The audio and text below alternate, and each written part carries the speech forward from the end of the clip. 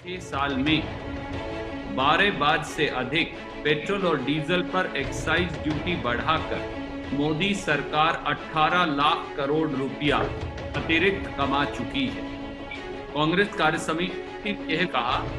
कि ये 18 लाख करोड़ रुपया आज संकट की इस घड़ी में देश की जनता के लिए इस्तेमाल क्यों नहीं किया जा रहा। जिस प्रकार से आज अस्पतालों में अनाप शनाप दाम पर इलाज किए जा रहे हैं और सरकार मुक्त दर्शक बनी है, कांग्रेस कार्य समिति ने आह्वान किया कि सरकार आगे बढ़कर प्राइवेट अस्पतालों की प्राइसिंग पर कैप लगाए ताकि आम जनमानस को लूटा ना जाए। विदेश मंत्रालय का 20 जून 2020 का बयान प्रधानमंत्री के 19 जून के बयान के विपरीत क्यों है? प्रधानमंत्री के बयान के अनुसार तो चीनी सेना द्वारा हमारी जमीन में कोई घुसपैठ नहीं की गई, तो फिर विदेश मंत्रालय ने अगले ही दिन 20 जून 2020 की शाम को बयान जारी करके यह क्यों कहा कि चीनी सेना मई 2020 की शुरुआत से ही भारतीय सेना की पेट्रोलिंग में बाधा डाल रही है।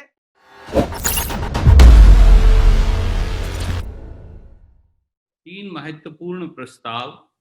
अखिल भारतीय कांग्रेस कमेटी की कांग्रेस कार्य समिति की इस विशेष बैठक में पारित हुए। आज जिस प्रकार से 17 दिन से शर्मनाक तरीके से पेट्रोल और डीजल के दाम लगातार भारत सरकार ने बढ़ाए हैं, इस पर गहन चिंता कांग्रेस कार्य समिति ने व्यक्त की, प्रकट की और ये भी सरकार को याद दिलाया कि 6 साल में 12 बार से अधिक पेट्रोल और डीजल पर एक्साइज ड्यूटी बढ़ाकर मोदी सरकार 18 लाख करोड़ रुपया अतिरिक्त कमा चुकी है। कांग्रेस कार्य समिति ने यह कहा कि ये 18 लाख करोड़ रुपया आज संकट की इस घड़ी में देश की जनता के लिए इस्तेमाल क्यों नहीं किया जा रहा। कांग्रेस कार्य समिति ने सरकार से यह भी पूछा कि 17 दिन लगातार पेट्रोल और डीजल के दाम बढ़ाने, 5 मई को पेट्रोल और डीजल पर 10 रुपया और 13 रुपया प्रति लीटर क्रमशः एक्साइज ड्यूटी बढ़ाने और 5 मार्च 2020 को 3 रुपया लीटर पेट्रोल और डीजल के दाम बढ़ाने के पीछे इस महामारी के दौर में सरकार की दुर्भावना क्या है? क्या सरकार जनता की मदद कर रही है या पेट्रोल और डीजल से पैसे कमाकर जनता जब आज संकट में है, 130 करोड़ लोग गंभीर आर्थिक संकट का सामना कर रहे हैं, तो उनके साथ ये दुर्व्यवहार क्यों कर रही है? कांग्रेस कार्य समिति ने मनरेगा में 200 दिन के काम की वकालत की और साथ में ये भी कहा कि जो मुफ्त भोजन का प्रावधान था संकट की इस घड़ी में, उसे 30 सितंबर 2020 तक अवश्य जारी किया जाए। 20 लाख करोड़ के जुमले पैकेज की चर्चा करते हुए कांग्रेस कार्य समिति ने भारत सरकार से ये आग्रह भी किया कि 1% से कम या 0.8% का पैकेज ना उद्योग धंधे की मदद करेगा, न लघु और सूक्ष्म उद्योग की मदद करेगा और ना देश में खपत की शुरुआत कर पाएगा। इसलिए सरकार को सीधा पैसा हस्तांतरण लोगों के हाथ में करने के लिए अवश्य सोचना चाहिए। कोविड महामारी पर कांग्रेस कार्य समिति ने प्रस्ताव पारित करते हुए सरकार की व्यापक विफलताओं, सरकार की गैर तैयारी और जिस प्रकार से लॉकडाउन जो किया गया बार बार, वो पॉज बटन वेस्ट किस प्रकार से कर दिया गया सरकार के द्वारा, वो मौका खो दिया गया, उस पर अपनी गहन चिंता व्यक्त की। जिस प्रकार से आज अस्पतालों में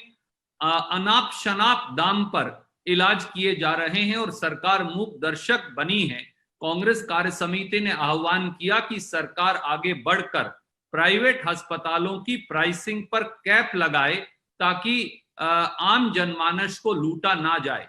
जो दवाइयां कोरोना की महामारी के इलाज के लिए जिनकी अनुमति दी गई है या मंजूर की गई है, उनकी खुलेआम ब्लैक मार्केटिंग हो रही है और सरकार उस पर लगाम नहीं लगा रही। इसके बारे में कांग्रेस कार्य समिति ने सरकार को आगाह किया। जिस प्रकार से इंश्योरेंस कंपनियां जो कोरोना से ग्रस्त लोग अस्पताल में इलाजों के लिए जा रहे हैं, उनका इलाज का पैसा देने की बजाय उस पैसे के भुगतान से इंश्योरेंस कंपनियां मुंह मोड़ रही हैं, उसका संज्ञान लेते हुए कांग्रेस कार्य समिति ने स्पष्ट तौर से सरकार को यह कहा कि वो और इंश्योरेंस रेगुलेटर जो इस महामारी के संकट में आर्थिक कुएं में मरीजों को धकेल रहे हैं, इलाज का पैसे का भुगतान ना करके, उन इंश्योरेंस कंपनियों के खिलाफ गंभीर जुर्माना लगाया जाए या अन्य कार्रवाई की जाए। जिस प्रकार से जिन परिवारों ने 14,000 से अधिक प्रियजन कोरोना की इस महामारी को खो दिए हैं, उनके साथ अपनी सहानुभूति व्यक्त करते हुए कांग्रेस कार्य समिति ने उनके अंतिम संस्कार जो सम्मान पूर्वक तरीके से होना चाहिए और उनके शवों को कई कई दिनों तक अस्पतालों से प्रियजनों और परिवारजनों को ना देने के बारे चिंता जताते हुए एक स्टैंडर्ड प्रोटोकॉल स्थापित करने के बारे में कहा। कांग्रेस कार्य समिति ने यह चिंता भी जताई कि जिस प्रकार से भारत सरकार ने कोरोना की महामारी से लड़ाई लड़ने में पूर्णतया अपना पल्ला झाड़ लिया है और बगैर किसी आर्थिक मदद के ये सारी जिम्मेवारी प्रांतों को सौंप दी है, ये अनुचित भी है, अन्यायपूर्ण भी है और कोरोना की महामारी के खिलाफ लड़ाई को कमजोर करने वाला मोदी सरकार का कदम है। मोदी सरकार को आगाह करते हुए कांग्रेस कार्य समिति ने ये उम्मीद जताई कि देर से ही सही कम से कम कोरोना की इस महामारी की लड़ाई में प्रांतीय सरकारों को संपूर्ण आर्थिक सहायता दी जाएगी और प्रांतीय सरकारों के साथ साथ पंचायतों, जिला परिषदों, पंचायत समितियों, नगर पालिकाओं, नगर परिषदों, नॉन गवर्नमेंट ऑर्गेनाइजेशन और स्वयंसेवी व धार्मिक संस्थानों को जो ये सेवा कर सकते हैं और जहां ग्रेड 1 की एनजीओ पूरी सुविधाएं दे सकती हैं, उनको कोरोना महामारी की इस लड़ाई में जोड़ा जाएगा। जिस प्रकार से एंटीजन टेस्टिंग के मापदंडों को कम किया जा रहा है, उस पर भी कांग्रेस कार्य समिति ने गहन चिंता व्यक्त की व सरकार से अनुरोध किया कि इन सारे मामलों को लेकर जो आज उठाए गए हैं कांग्रेस कार्य समिति के द्वारा, इन पर मोदी सरकार एक व्यापक मंत्रणा कर इसका हल निकालने का प्रयास करे। जैसा श्री केसी वेणुगोपाल जी ने कहा, भारत चीन सीमा पर जो विकट स्थिति बनी है उसको लेकर एक व्यापक प्रस्ताव पारित किया गया और उन दोनों प्रस्तावों को जिनकी मैंने चर्चा की, उसके साथ साथ इस प्रस्ताव के मसौदे को मैं आपको पढ़कर बताना चाहूंगा। एंड आई कोट, कांग्रेस कार्य समिति 16 बिहार रेजिमेंट के कर्नल बी संतोष बाबू एवं हमारे 20 साहसी जवानों के देश के लिए दिए गए सर्वोच्च बलिदान को याद करती है, वह उन्हें सलाम करती है। पूरा देश उनके अदम्य साहस व शहादत को सम्मान व कृतज्ञता के साथ सदैव याद रखेगा। कांग्रेस कार्य समिति पुनः दोहराती है कि भारतीय राष्ट्रीय कांग्रेस दृढ़ संकल्प के साथ भारत की सेना के साथ खड़ी है। वह भारत की राष्ट्रीय सुरक्षा तथा भूभागीय अखंडता के लिए उठाए गए सरकार के प्रयासों में अनावृत सहयोग देने के लिए वचनबद्ध है। देश सेवा में प्रतिबद्ध हमारी सेना के अदम्य साहस व बलिदान पर कांग्रेस कार्य समिति व हर कांग्रेस कार्यकर्ता को गर्व है। गलवान घाटी, पेंगोंग सो झील और हॉट स्प्रिंग्स के भारतीय इलाकों में जबरन चीनी घुसपैठ की अनेक खबरों पर कांग्रेस कार्य समिति गहन चिंता व्यक्त करती है। चीन सहित किसी को भी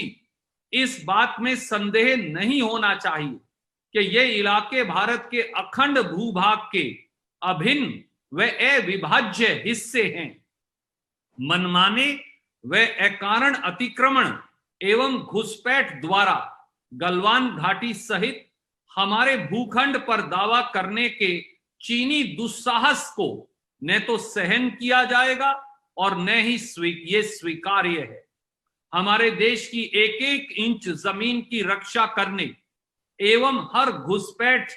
को दृढ़ता एवं निर्णायक रूप से नाकाम करने के लिए केंद्र सरकार कर्तव्यबद्ध है। भारतीय राष्ट्रीय कांग्रेस ने मई से लेकर आज तक अनेकों बार चीन की घुसपैठ के विरुद्ध हमारी भूभागीय अखंडता की रक्षा एवं सुरक्षा का मामला उठाया है, पर सरकार एवं सरकार के सहयोगियों ने प्रत्युत्तर में जवाब में केवल हर बात को खारिज करने, गुमराह करने व भ्रमित करने की नीति अपनाई। सामने आ रहे तथ्य सरकार द्वारा जनता को परोसी जा रही कहानी के बिल्कुल विपरीत हैं। सरकार के अंदर के विरोधाभास खुलकर अब सामने आ गए हैं। रक्षा मंत्री, विदेश मंत्री एवं विदेश मंत्रालय द्वारा 3 जून, 17 जून और 20 जून 2020 को जो कहा गया, कोट, मई 2020 से बड़ी संख्या में चीनी सैनिकों की मौजूदगी, अनकोट, मई 2020 की शुरुआत से कोट, भारतीय सेना की सामान्य पेट्रोलिंग को बाधित करने, अनकोट, मई 2020 के मध्य से चीन द्वारा, कोट, भारत चीन सीमावर्ती इलाकों के पश्चिम सेक्टर के अन्य इलाकों में एलएसी को पार कर घुसपैठ करने, अनकोट, तथा 6 जून 2020 के बाद चीनियों द्वारा, कोट, गलवान घाटी में एलएसी को पार कर हमारे हिस्से में ढांचा खड़ा करने, अनकोट, के बारे में बार बार बयान दिए गए। इन आधिकारिक बयानों के विपरीत प्रधानमंत्री ने 19 जून 2020 को कहा कि, कोट, भारतीय सीमा में किसी ने घुसपैठ की ही नहीं, अनकोट। इसके अगले ही दिन 20 जून की शाम को विदेश मंत्रालय ने एक बयान जारी कर एक बार फिर प्रधानमंत्री के बयान का ही खंडन कर दिया। चीनी घुसपैठ को सिरे से खारिज करने के प्रधानमंत्री जी के बयान के दूरगामी प्रभाव हैं। प्रधानमंत्री को अपने शब्दों से चीन के षड्यंत्रकारी रुख को बल नहीं देना चाहिए, खास तौर से जब यह साफ है कि उन्होंने हमारी सरजमी पर घुसपैठ की तथा हमारे सैनिक हमारी भूभागीय अखंडता व संप्रभुता की दृढ़ता व अटलता से रक्षा कर रहे थे और आज भी कर रहे हैं। हमारे प्रजातंत्र में विपक्ष का यह कर्तव्य व अधिकार है कि जब सरकार के समक्ष देश की सुरक्षा को लेकर गंभीर खतरा हो तो वह सवाल उठा सरकार से देश हित में स्पष्टीकरण मांगे। साथ ही सरकार की जिम्मेवारी है कि वह विपक्ष द्वारा व्यक्त चिंताओं का समाधान करे एवं विपक्ष द्वारा पूछे गए सवालों का ईमानदारी से जवाब दे। कांग्रेस कार्यसमिति केंद्र सरकार से निम्नलिखित सवाल पूछना चाहती है। पहला, अप्रैल मई 2020 से अब तक गलवान घाटी और पेंगोंग सो झील में हमारी सरजमी पर चीनी सेना द्वारा कितनी बार घुसपैठ की गई है व घुसपैठ की कोशिश की गई। नंबर 2, प्रधानमंत्री ने सर्वदलीय बैठक में यह क्यों कहा कि, कोट, हमारी सरजमी पर किसी ने घुसपैठ नहीं की, अनकोट। कांग्रेस पार्टी एवं अन्य विपक्षी दलों द्वारा पूछे जाने पर पीएमओ ने 19 जून 2020 के अपने आधिकारिक बयान से इन शब्दों को क्यों हटा दिया? पीएमओ को 20 जून 2020 को इसका स्पष्टीकरण देने को मजबूर क्यों होना पड़ा? नंबर 3, प्रधानमंत्री ने चीनी घुसपैठ के मामले में अपने रक्षा मंत्री एवं विदेश मंत्री द्वारा दिए गए बयानों के विपरीत बयान क्यों दिए? नंबर 4,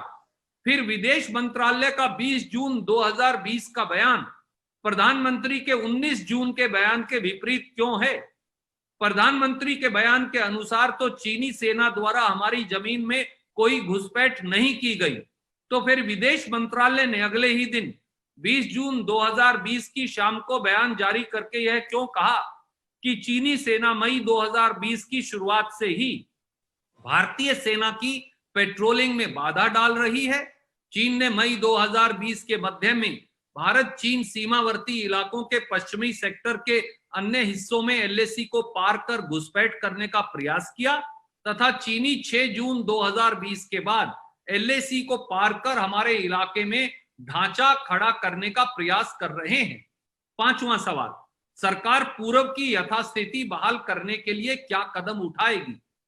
भारत की भूभागीय अखंडता से कोई समझौता हो ही नहीं सकता। कांग्रेस कार्य समिति यह उम्मीद करती है कि प्रधानमंत्री अपने इस वादे पर खरा उतरेंगे कि हमारे साहसी सैनिकों का बलिदान व्यर्थ नहीं जाएगा। कांग्रेस पार्टी भारत का राष्ट्रीय हित सुरक्षित करने और चीन के दुस्साहसी व दुर्भावनापूर्ण मंसूबों को नाकाम करने के लिए एक मजबूत राष्ट्रीय सर्वसम्मति बनाने के लिए दृढ़ता से संकल्पबद्ध है। अगर आपको हमारे वीडियोस पसंद आए तो प्लीज लाइक करें, सब्सक्राइब करें और शेयर करें।